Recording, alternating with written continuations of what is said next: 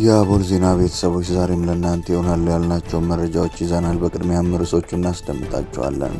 ኮንዶሚኒየም ለሚገነቡ ተቋራጮች የሥራ ስምሪት ተሰጠም። ኢትዮጵያና ኤርትራ ጦርነት እንዳይጀምሩ ማስጠንቀቂያ ተሰጠም። ኢትዮጵያ ሶስተኛ ሳተላይት ልታመጥቅ ነው። የኢትዮጵያ ባህር ኃይል ከቻይና ጋር ስልጠና ጀመረም።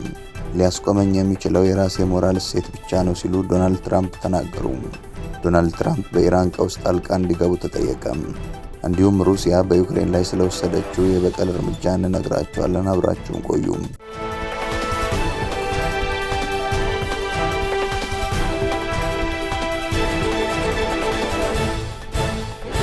ሰላም ጤና ይስጥልን። ይህ አቦል ዜና ነው። ክቡራን አድማጭ ተመልካቾቻችን ሰላማችሁ ይብዛ፣ ጤና፣ ፍቅር፣ ደስታ በእያንዳንዳችሁ ጎጆ ይግባ። ትኩሱን እፍታውን ለእናንተ ለተከበራችሁት ይዘን መጥተናል። ቻናላችንን ላይክ፣ ሼር እና ሰብስክራይብ በማድረግ አጣጥሙልን፣ ለወዳጅ ዘመድም አጋሩልን። እናመሰግናለን። ኢትዮጵያና ኤርትራ ጦርነት እንዳይጀምሩ ማስጠንቀቂያ ተሰጠም። በኢትዮጵያና ኤርትራ መካከል ያለው ውጥረት ወደ ጦርነት ካመራ ቀጠና ወደ ለየለት ቀውስ ይገባል ሲል ኢንተርናሽናል ክራይሲስ ግሩፕ አስጠነቀቀም። በእርስ በርስ ጦርነት ውስጥ ካለችው ሱዳን በተጨማሪ በኢትዮጵያና ኤርትራ መካከል ያለው ውጥረት ወደ ጦርነት ካመራም የምስራቅ አፍሪካ ቀጠና ወደ ለየለት ቀውስ ይገባል ሲል ኢንተርናሽናል ክራይሲስ ግሩፕ አስጠንቅቋል። ተቋሙ ይህን የገለጸው በአውሮፓውያኑ 2026 ሊከሰቱ የሚችሉና የሚቀጥሉ ሲል 10 ጦርነቶችን ይፋ ባደረገበት ሪፖርት ላይ ነው። በዚህ ሪፖርት ኢትዮጵያና ኤርትራ ለወራት ያህል እርስ በርስ ሲወቃቀሱና ሲካሰሱ መቆየታቸውን አስታውሷል። ይሁን እንጂ ዓለም አቀፉ ማህበረሰብ በሀገራቱ መካከል እየተጠመቀ ያለውን ቀውስ ችላ ብሎታል ሲል ገልጿል። የኤርትራ መንግስት በኢትዮጵያ ውስጥ ውጊያ የሚያደርጉ ታጣቂዎችን እያሰለጠነና የተለያዩ የጦር መሳሪያዎችን እያስታጠቀ ነው የሚል ክስ እንደሚቀርብበት ሪፖርቱ ያትታል። በተመሳሳይ መልኩ የኤርትራ መንግስት ደግሞ ኢትዮጵያን በጸብ አጫሪነት እየወቀሰ መሆኑን አመላክቷል። ጠቅላይ ሚኒስትር አብይ አህመድ ወደ ስልጣን ከመጡ በኋላ በሁለቱ ሀገራት መካከል የነበረው ግንኙነት ተሻሽሎ እንደነበር የሚያትተው ሪፖርቱም በፌዴራል መንግስትና በህወሓት መካከል ጦርነት ሲካሄድ የኤርትራ ወታደሮችም ተሳትፈው እንደነበር አስታውሷል። ሆኖም የፕሪቶሪያው የሰላም ስምምነት ከተፈረመ በኋላ የኢትዮጵያና ኤርትራ ወዳጅነት ወደ ቅራኔ መለወጡን ኢንተርናሽናል ክራይሲስ ግሩፕ ገልጿል። ኢትዮጵያ የባህር በር እና የወደብ ፍላጎት ይፋ ማድረጓን ተከትሎ ደግሞ አስመራ ልወረር እችላለሁ በሚል ስጋት ውስጥ ናት መባሉን ከሪፖርቱ ላይ ተመልክተናል። በዚህ ሳቢያ ሁለቱ ሀገራት ወደ ጦርነት ካመሩ የሱዳን የእርስ በርስ ጦርነት ተጨምሮ ቀጠናው ለከፋ ቀውስ እንደሚዳረግ ተመላክቷል። ኢትዮጵያ ሶስተኛ ሳተላይት ልታመጥቅ ነው። ኢትዮጵያ በ2019 ወደ ህዋ የምትልከው ሶስተኛ ሳተላይት የ5 ዓመት አገልግሎት ይኖረዋል ተብሏል። ኢቲአርኤስኤስ-2 የተሰኘው አዲሱ ሳተላይት ጥራት ያለው ምስል የማንሳት አቅም፣ ረዥም የአገልግሎት ዘመንና ለኢኮኖሚ እድገት ወሳኝ መረጃዎችን ተደራሽ የሚያደርግ እንደሚሆን የኢትዮጵያ ስፔስ ሳይንስ እና ጂኦስፓሻል ኢንስቲትዩት ዋና ዳይሬክተር አብዲሳ ይልማ ተናግረዋል። ይህም ሀገሪቱ በህዋ ቴክኖሎጂ ዘርፍ ያላትን ራዕይ ይበልጥ የሚያጠናክር መሆኑን የገለጹት ዋና ዳይሬክተሩ በሳተላይት ተልዕኮች አማካኝነት የመረጃ መቀበያ፣ ትንተናና አስተዳደር ላይ ተቋማዊ አቋሟን ከማሳደጓን በላይ ያላትን ተግባራዊ ተሞክሮ እያሻሻለች መሆኑን እንደሚያሳይ አስረድተዋል። ከዚህ ቀደም የተላኩት ሳተላይቶች በምግብ ዋስትና፣ በአካባቢ ጥበቃ፣ በተፈጥሮ ሀብት አስተዳደር፣ በከተማ ፕላንና በብሔራዊ ደህንነት ዘርፎች ላይ ከፍተኛ ጠቀሜታ ያላቸው መረጃዎችን ሲያቀርቡ መቆየታቸውን ኢንስቲትዩቱ ጠቁመዋል። ኢትዮጵያ ከዚህ ቀደም ኢቲአርኤስኤስ-1 እና ኢቲኤስኤምኤአርቲ-አርኤስኤስ የተሰኙ 2 የመሬት ምልከታ ሳተላይቶችን ወደ ህዋ መላኳ ይታወሳል። ኮንዶሚኒየም ለሚገነቡ ተቋራጮች የሥራ ስምሪት ተሰጠም። ለሁለተኛ ዙር የ2018 በጀት ዓመት ለሚጀመሩ የጋራ መኖሪያ ቤት ልማት ግንባታ መስፈርቱን አሟልተው ላለፉ ስራ ተቋራጮች የሥራ ስምሪት ተሰጥቷል። በትላንትናው ዕለት የአዲስ አበባ ቤቶች ልማት ኮርፖሬሽን ገላንጉራ ሳይት ተጨማሪ ለሚያስገነባቸው የጋራ መኖሪያ ህንፃዎች ተመዝግበውና ቴክኒካል ሰነድ ገዝተው ሲጠባበቁ ለነበሩና የመመልመያ መስፈርቱን አሟልተው ላለፉ ስራ ተቋራጮች የኮርፖሬሽኑ ዋና ዳይሬክተር ኢንጂነር ቶማስ ደበሌን ጨምሮ ሌሎች የሥራ ኃላፊዎች በተገኙበት በዕጣ የህንፃ ርክክብና የሥራ ስምሪት መመሪያ ተሰጥቷል። በዕለቱ የኮርፖሬሽኑ ዋና ዳይሬክተር እንደተናገሩት የሥራ ተቋራጮች መመልመያ መስፈርት ሞልታችሁ አልፋችሁ ለተገኛችሁ ሥራ ተቋራጮች በ724 የሥራ ባህልን በመከተል በአጠረ ጊዜ ግንባታቸውን ለማጠናቀቅ ከፍተኛ ርብርብ እንደሚያደርጉ ያሳሰቡ ሲሆን አያይዘውም ሥራ ተቋራጩም የሳይት ርክክብ በማድረግ አስፈላጊውን የሰው ኃይል፣ ማሽነሪና የግንባታ ግብዓቶችን በማሟላት ፈጥነው ወደ ስራ እንዲገቡ የስራ መመሪያ ተሰጥቷል። በቀጣይም በተመሳሳይ መልኩ ሶስተኛና አራተኛ ዙር የስራ ስምሪት በቅርቡ ቀናቶች እንደሚቀጥል አያይዘው የጠቀሱ ሲሆን ስምሪት የተሰጣቸው አካላት በቀጣይ ስምሪት ለሚሰጣቸው ስራ ተቋራጮች አርአያ መሆን እንዳለባቸው አሳስበዋል። በመጨረሻም በዕለቱ የተገኙ ስራ ተቋራጮች በተሰጣቸው እድል መሰረት በጊዜ፣ በጥራት፣ በፍጥነት፣ በቅንጅትና በትብብር ግንባታውን ለማጠናቀቅ እንደሚሰሩ ገልጸዋል። የኢትዮጵያ ባህር ኃይል ከቻይና ጋር ስልጠና ጀመረ። በቻይና መሪነት የሚካሄደውና ኢትዮጵያን ጨምሮ የብሪክስ ፕላስ አባላትን የሚያሳትፈው የባህር ኃይል ወታደራዊ ልምምድ ትላንት በደቡብ አፍሪካ የባህር ክልል በይፋ መጀመሩ ተጠቁሟል።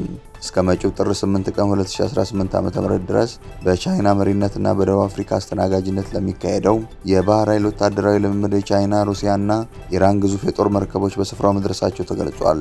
የመርከብ ጉዞዎችን ደህንነትና የባህር ላይ ኢኮኖሚያዊ እንቅስቃሴዎችን በጋራ ማረጋገጥ በሚል መሪ ቃል የሚካሄደው ይኸው ልምምድ የብሪክስ ሀገራት በዓለም አቀፍ የባህር መስመሮች ላይ ያላቸውን ተሰሚነት ለማሳደግ የሚረዳቸው መሆኑ መገለጹን በመጥቀስ የደቡብ አፍሪካ መገናኛ ብዙሃን ዘግበዋል። ሊያስቆመኝ የሚችለው የራሴ ሞራል እሴት ብቻ ነው ሲሉ ዶናልድ ትራምፕ ተናገሩ።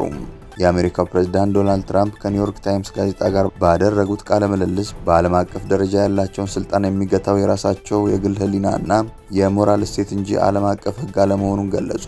ስለ ስልጣን ገደብ በዓለም አቀፍ ደረጃ ያለውን ስልጣን የሚገታ ነገር አለ ወይ ተብለው ሲጠየቁ አዎ አንድ ነገር አለ፣ እሱም የራሴ ሞራልና የራሴ አስተሳሰብ ነው። እኔን ሊያስቆመኝ የሚችለው ብቸኛው ነገር ይህ ነው ብለዋል። ስለ ዓለም አቀፍ ሕግ ትራምፕ ሲቀጥሉም ዓለም አቀፍ ሕግ አያስፈልገኝም፣ ሰዎችን መጉዳትም አልፈልግም ሲሉ ተደምጠዋል።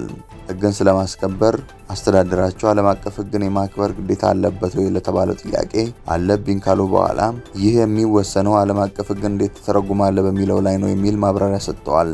ይህ የትራምፕ ንግግር የወጣው በቅርቡ አሜሪካ በቬንዙዌላ ላይ ከወሰደችው ወታደራዊ እርምጃና ግሪንላንድን የዩናይትድ ስቴትስ ይዞታ ለማድረግ ከምታሳየው ፍላጎት ጋር ተያይዞ ነው።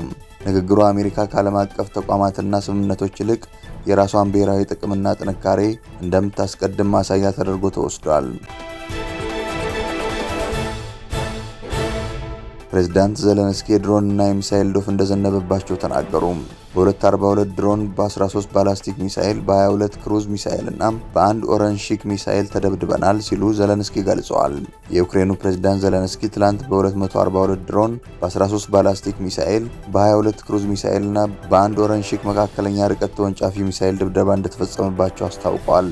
የፕሬዝዳንቱ በዩክሬን ላይ እየተፈጸመ ያለውን ግድያና የመሰረተ ልማት ውድመት አውግዘው ሩሲያ ከዲፕሎማሲ ይልቅ ጦርነትን መርጣለች፣ ስለዚህም ጉልበት ያላቸው ኃያሎች እርምጃ ሊወስዱባት ይገባል ብለዋል። በማህበራዊ ሚዲያቸው ባስተላለፉት በዚህ መልእክት ጨምረውም አሁን ግልጽ የሆነ ምላሽ ያስፈልጋል፣ ከሁሉም በላይ ደግሞ አሜሪካ ለሩሲያ ልዩ ትኩረት መስጠት ይገባታል ያሉት ዘለንስኪ ሩሲያ በዲፕሎማሲው መስክ እውነተኛ ተሳትፎ እንድታደርግ አሜሪካ ጠንካራ መልስ መስጠት እንዳለባት አሳስበዋል።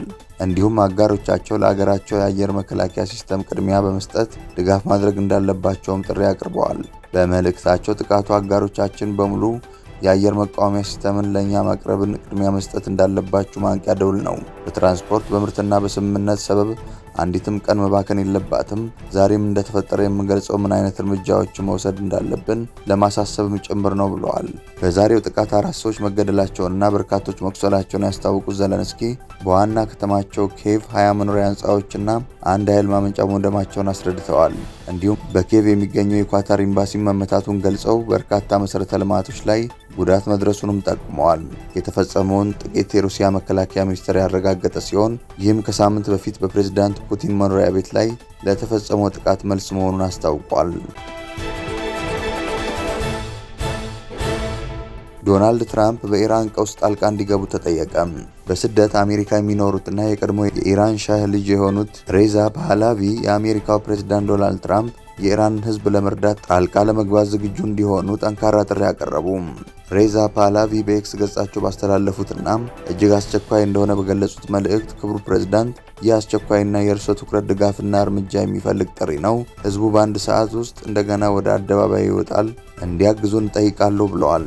በዋሽንግተን ዲሲ አካባቢ የሚኖሩት ሬዛ ፓህላቪ ኢራናውያን ወደ አደባባይ ወጥተው የጸጥታ ኃይሎችን በህዝብ ብዛት እንዲያጥለቀልቋቸውና ለነጻነታቸው እንዲታገሉ ጥሪ አድርገዋል።